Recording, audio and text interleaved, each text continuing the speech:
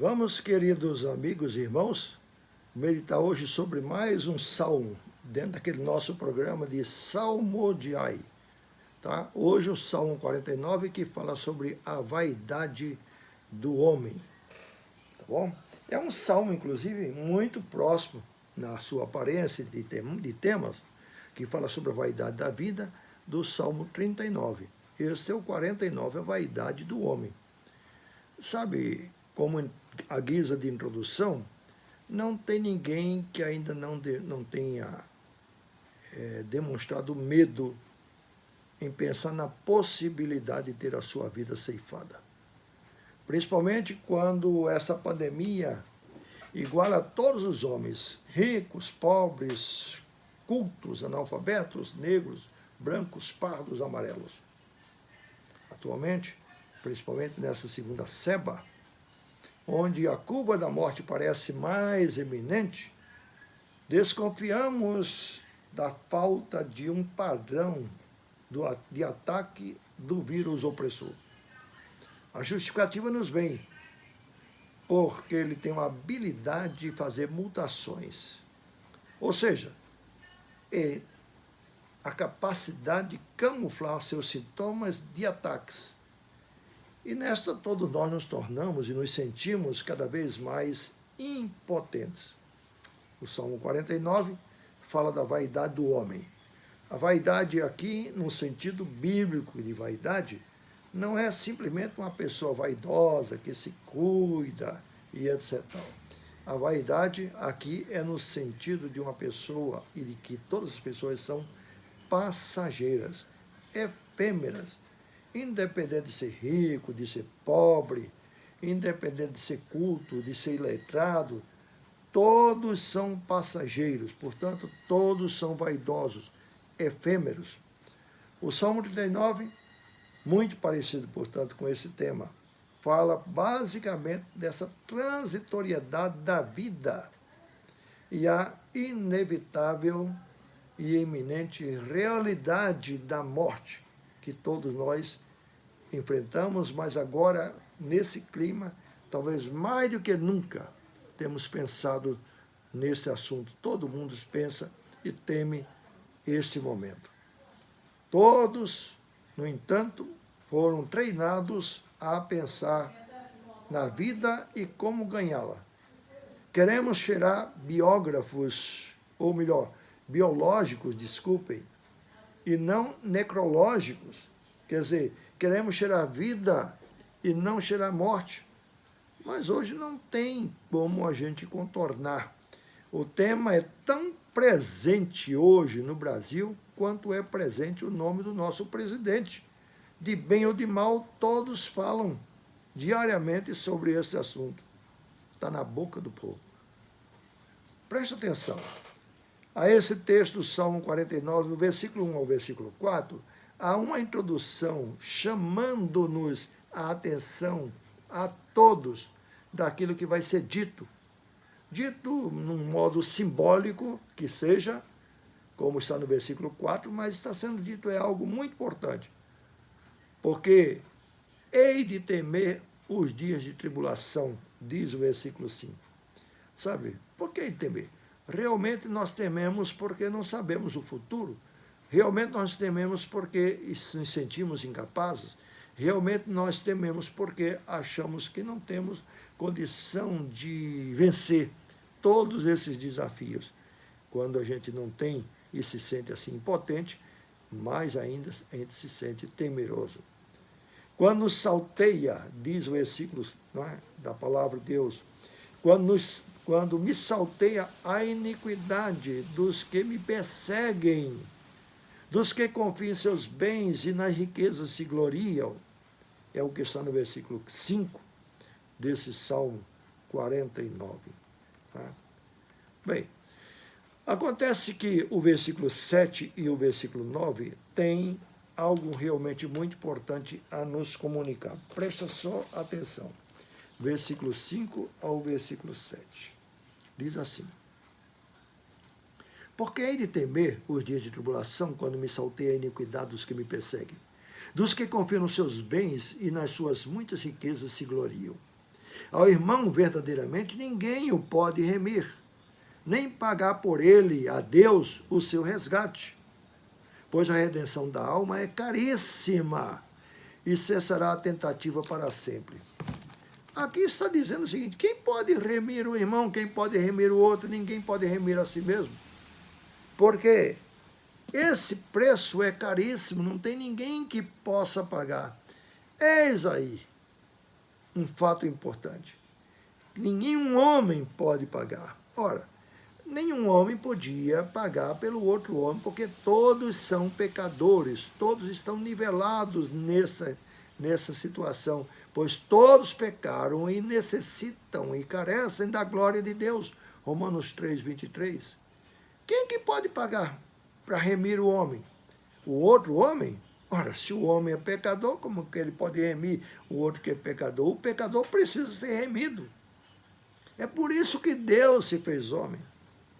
É por isso que Deus veio ao mundo. É por isso que Deus se tornou homem, completamente homem, apesar de ser completamente Deus, e não pecou, para resgatar o homem pecador. Essa mensagem está aqui, nesses versículos 7 ao versículo 9, mostrando que é incapaz o homem de resolver esse problema. Só tem um jeito de resolver, é através de Deus, não é?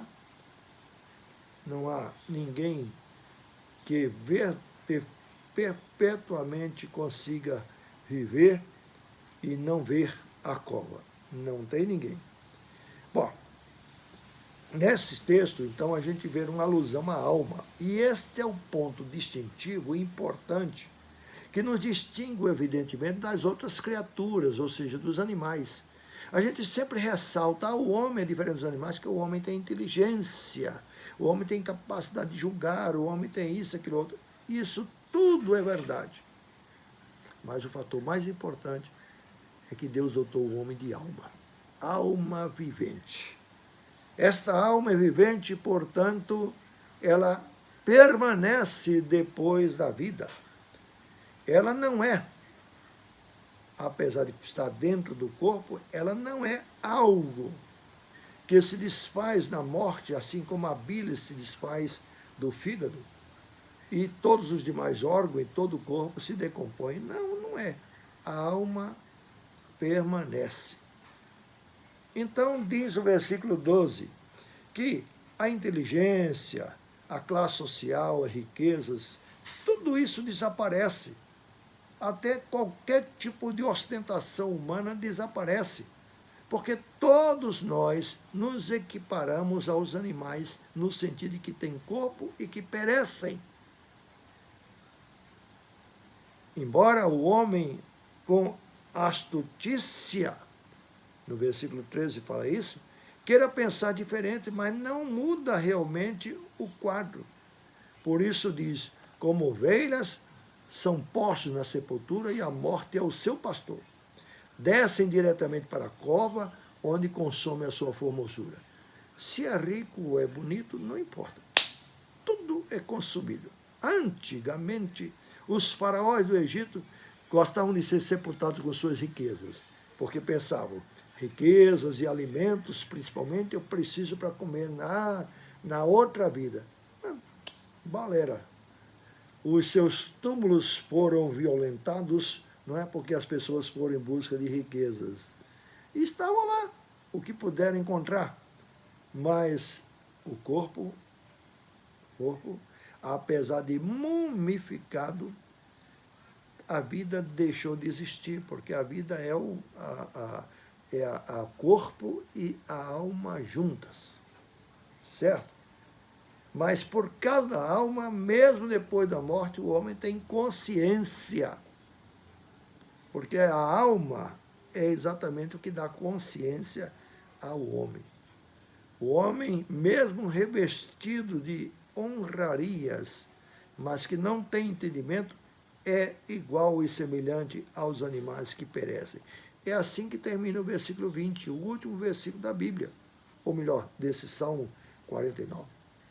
Pessoas se preparam para a vida, querem ganhar respeito, querem ganhar fama, querem ganhar conhecimentos, habilidades especiais, acumular bens, porque sabe que todas essas coisas lhe faz bem ao ego e lhe prestigia com honrarias. Mas, em geral, as pessoas buscam tanto essas coisas, se fadigam tanto por elas, se cansam tanto por elas, às vezes até morrem por elas, mas o fato é que não cuidam, muitos não cuidam da sua alma. Não cuidam da sua alma. Por isso Jesus um dia disse, de que adianta o homem se vier a ganhar o mundo inteiro e perder a sua alma? Que dará o homem em troca da sua alma? Certo? Porque o corpo, como dos animais, descem a cova e se diluem e vão ser absorvidos à matéria, mas a alma permanece. Então, o homem querendo ou não querendo, gostando ou não gostando, crendo ou não crendo, a palavra de Deus diz em 2 Coríntios capítulo 5, verso 10. Porque importa que todos os homens compareçam perante o tribunal de Cristo. Não tem como fugir.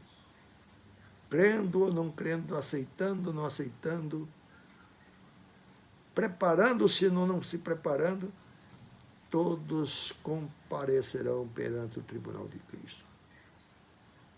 Com a morte, a alma ainda vive. Tem uma chance para você vencer a morte, que Cristo venceu a morte. E quem nele crê não morre eternamente, mas terá a vida eterna. Essa mensagem que o Salmo 49 nos traz, e é essa conclusão que eu trago para você, não ficar cheirando necrófilo, morte, entendeu? Não seja amigo da morte, seja amigo da vida, mas se prepare, porque a morte, ela é uma realidade. Se prepare para ela, para ter a vida eterna, somente em Cristo. Que a graça do Senhor Jesus esteja contigo. Amém.